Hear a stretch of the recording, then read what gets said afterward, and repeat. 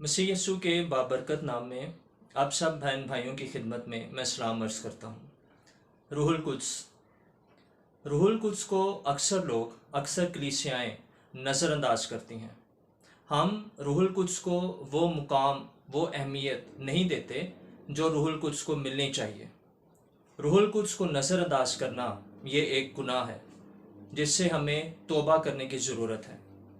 मसीह यस्सु की ज़िंदगी पर गौर करें।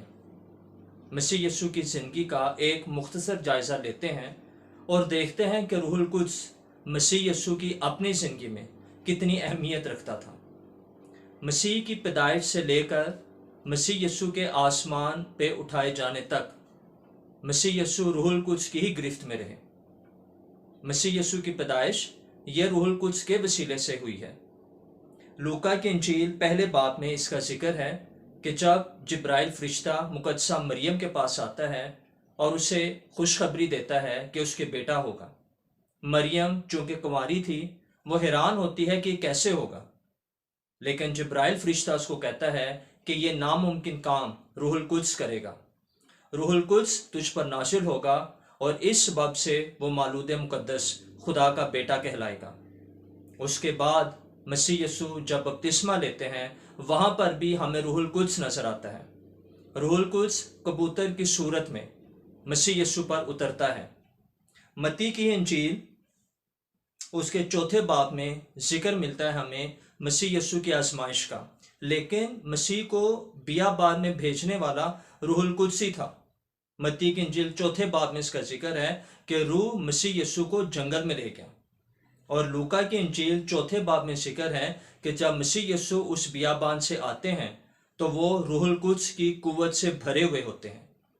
और जब मसीह ने अपनी ज़मीनी ज़िंदगी में खिदमत शुरू की तो अमाल की किताब बताती है, उसका 10वां बाब 38वीं आयत में यूं लिखा है कि खुदा ने यस्सु नासरी को रूहुल कुद्स और कुदरत से मसा किया, यानी कि मसीह की जो ज़मीनी ज़िंदगी में खिदमत थी वो भी रूहुल कुद्स के वसीले से थी। और मसीह यस्सु जो बदरूहों को निकालते हैं वो भी मसीह यस्सु रूहुल कुद्स की वजह से निकालते हैं, जिसका इतराफ़ उन्होंने मत्ती की इंजील 10वें बाब में किया। मसीह ने वहाँ पर फरमाया कि मैं खुदा के रूह की मदद से बदरूहों को निकालता हूँ। और जो मसीह यस्सु ने सलीब पर अपनी जान दी वो भी रूहुल कुद्स के वसीले से ही दी। इब्रानियों के नाम का ख़त उसका 9वां बाब उसकी 14वीं आयत में लिखा है कि मसीह ने अपने आप को असली रूह के वसीले से खुदा के सामने बेऐब कुर्बान कर दिया। मसीह यस्सु जो मुर्दों में से जी उठे वो भी रूहुल कुद्स की कुदरत से ही था। रोमियो के नाम जो ख़त है 8वां बाब उसकी 11वीं आयत बताती है कि रूहुल कुद्स ने मसीह यस्सु को मुर्दों में से जिंदा किया। अब जब मसीह यस्सु मुर्दों में से जिंदा हो गए, रेजुरेक्टेड थे, ग्लोरीफाइड थे, उनके पास पूरा इख्तियार था, लेकिन अपने शागिर्दों को जो उन्हें हुक्म दिया वो भी उन्होंने अपने ऊपर अपनी अथॉरिटी पर नहीं दिया। वो उस वक्त भी रूहुल कुद्स पर भरोसा कर रहे थे। अमाल की किताब पहला बाब 2री आयत में लिखा है कि मसीह यस्सु ने अपने शागिर्दों को रूहुल कुद्स के वसीले से हुक्म दिया।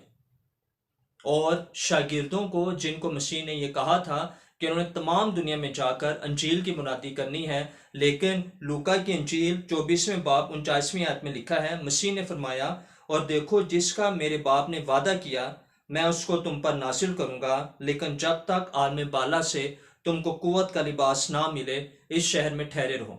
यानी कि मसीह यस्सु ने अपने शागिर्दों को भी बाउंड किया कि जब तक उनको आसमान से पाक रूह का लिबास नहीं मिलता, कुव्वत का लिबास नहीं मिलता, वो प्रीचिंग ना करें। तो मेरे अज़ीज़ भाइयों और बहनों, हमने मसीह यस्सु की ज़िंदगी में रूहुल कुद्स की गिरफ्त को, उसकी हुजूरी को देखा है। एक मुख्तसर जायज़ा हमने लिया। अब हम ज़रा अपनी ज़िंदगी पर गौर करें। जब खुदा का बेटा जब इस दुनिया में आया वो हर बात में पाक रूह पर भरोसा कर रहा था, तो हम कैसे मसीह यस्सु के बताए हुए हुक्मों के मुआफिक अगर हम चलते हैं तो हमें भी रूहुल कुद्स पर भरोसा करना सीखना पड़ेगा। हमें अपनी खिदमत, अपनी मिनिस्ट्री या रूहुल कुद्स की कुव्वत पर ही हमें आगे बढ़ानी चाहिए। खुदा इस कलाम के वसीले से आपको बरकत दे।